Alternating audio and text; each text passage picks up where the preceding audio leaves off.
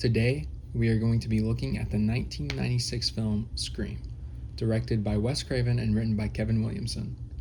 In this video, I'm going to be making the argument that Scream uses intertextuality to comment on the slasher horror genre as it was at the time of the movie's release. Intertextuality is the relationship between two or more pieces of work in which one is influenced by, alludes to, or references another. The first thing that the film does to set this up in the opening scene is establish the movies it's referencing exist in our world as well as the world of Scream.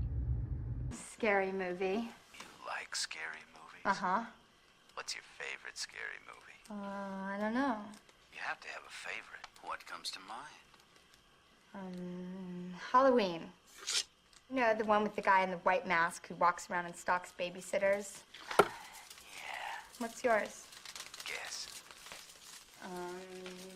Nightmare on Elm Street. Is that the one where the guy had knives for fingers? Yeah, Freddy Krueger. Freddy, that's right. I like that movie. It was scary. Wow, well, the first one was, but the rest sucked. Friday the 13th. Jason! Jason! Jason! I'm sorry. That's the wrong answer. No, it's not! No, it's not! It was Jason! Afraid not? No way. Listen, it was Jason! I saw that movie 20 goddamn times! Then you should know Jason's mother, Mrs. Voorhees, was the original killer. Jason didn't show up until the sequel. I'm afraid that was a wrong answer. In just the first 7 minutes, the film references the three biggest slasher franchises of the 80s: Halloween, A Nightmare on Elm Street, and Friday the 13th. What this serves to do, other than reference them, is let us know that the characters in the movie have the same awareness of the slasher genre as we do, as well as telling us up front what kind of movie this will be and the films it draws upon. In Craft of Criticism, Jonathan Gray says, intertextuality works to set expectations and create meaning.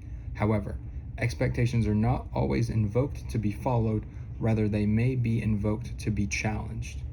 The movie goes on to break down and challenge the tropes of the genre of these classic slasher films as opposed to directly taking from them. Our film very early on kills off our supposed leading actress and biggest name in the film, setting us up to be subverted and challenged at every corner. Not long after our opening scene, we're introduced to our main friend group. Each character is dynamic and has depth, which is in stark contrast to the movies Scream draws from, where characters are usually just fodder to be murdered by our killer. In Scream, when our characters die, we really feel it, unlike in the cheap slasher films from before. One of the biggest ways the film uses intertextuality to subvert our expectations and be meta is the speech about horror movie rules. Pear. What'd you say?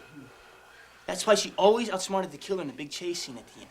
Only virgins can do that. Don't you know the rules? What rules? You don't... Jesus Christ, you don't know the rules? Have an aneurysm, why don't you? There are certain rules that one must abide by in order to successfully survive a horror movie. For instance, number 1, you can never have sex.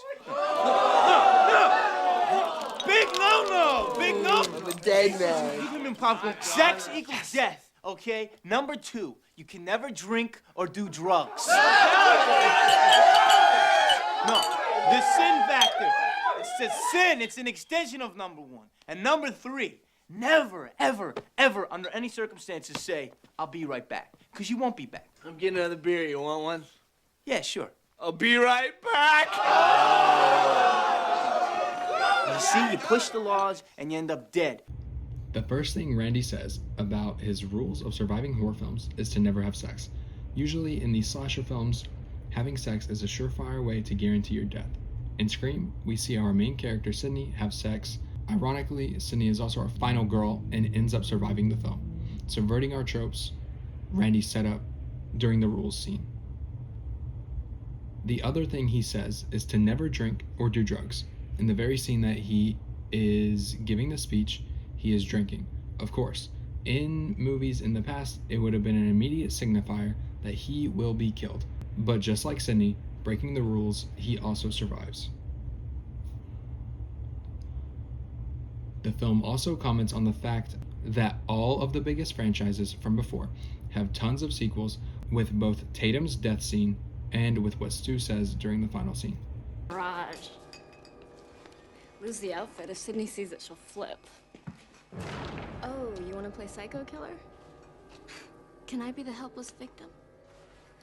Okay, let's see. No, please don't kill me, Mr. Ghostface. I want to be in the sequel. You see, Sid, everybody dies but us. Everybody dies but us. We're gonna carry on and plan the sequel, because let's face it, baby, these days, you gotta have a sequel. Lastly, the movie uses the common trope of having our killer come back to life at the end for one final jump scare. Throughout the entire movie, our expectations have been subverted as a way to comment on the slasher genre to the point we are expecting the opposite. So at the end, to subvert the audience on a second level, it plays into the trope. Careful. This is the moment when the supposedly dead killer comes back to life for one last scare.